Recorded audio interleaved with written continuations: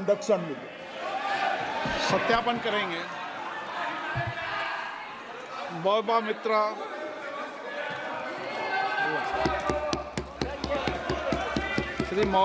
Shrimati Mahua Moitra. Thank you.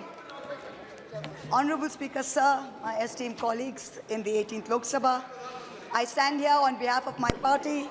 Pradhan, Mr. Prime Minister, Honorable Prime Minister, I would really request you, since you've been here for the better half of 1 hour, ये भी सुनते हुए जाइए sir, डरिए मत, sir, डरिए मत, 2 बार आ गए sir.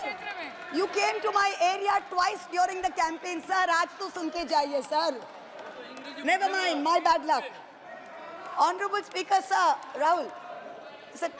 Honorable Speaker, sir, my esteemed colleagues in this newly constituted 18th Lok Sabha, I stand here on behalf of my party, the All India Trinamool Congress. कोई बात नहीं, वो मेरे LOP है, वो already मुझे सुन चुके हैं, वो मेरे LOP है. Honorable Speaker, sir, my esteemed colleagues, in this 18th Lok Sabha, I stand here on behalf of my party, the All India Trinamool Congress, to speak on the Honorable President's address.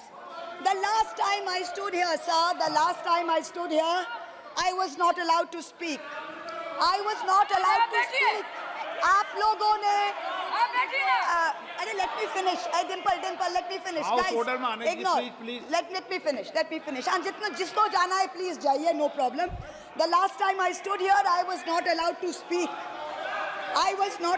speak.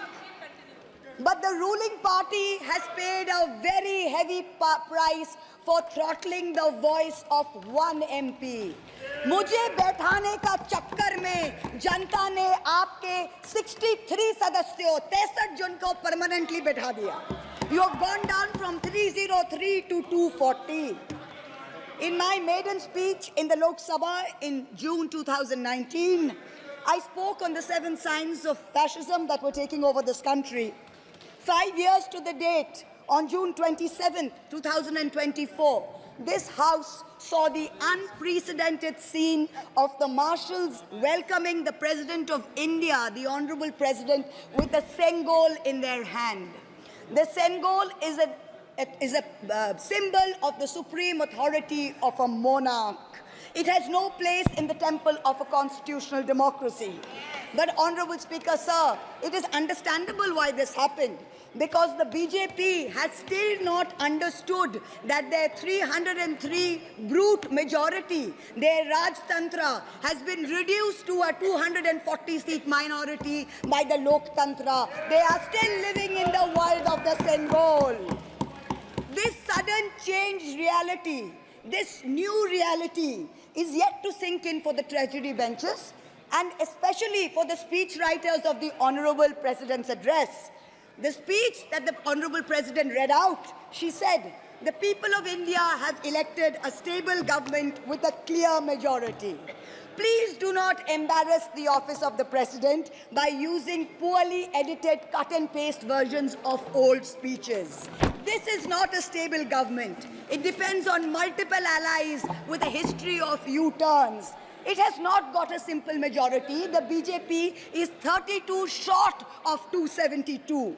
It is going to be a very hard landing for the treasury benches, as was obvious today. This time, there are 234 warriors this time, firmly united, and we have walked through fire to walk through these doors, so you will not be able to shut us up this time the way you did last time. There are numerous statements in the Honorable President's address that defy even a tenuous link to truth and to reality. Like in my 2019 maiden speech when I spoke in 7 signs, today I have picked out 6 themes from the Honorable President's address, and I will analyze how each of them is an exercise in fallacy and exercise in untruth. The address covers many issues, but I have chosen 6 themes. The first theme, the Northeast. The Honorable President's address says that the government has increased allocation for the Northeast by 4 times, has worked for increased and lasting peace in the area. Now, I have one question. Why is the word Manipur nowhere in the speech? Why do we refer to the generic Northeast? During the Lok Sabha campaign, the BJP, the ruling party, the Honorable Prime Minister mentioned many words beginning with the letter M. Musalman, Mullah, Madrasa, Mughal, Mutton, Machli, Mujra, Mangalsutra, but not once did they mention Manipur. We don't need to act east. The government says we want to act east. We don't need you to act east.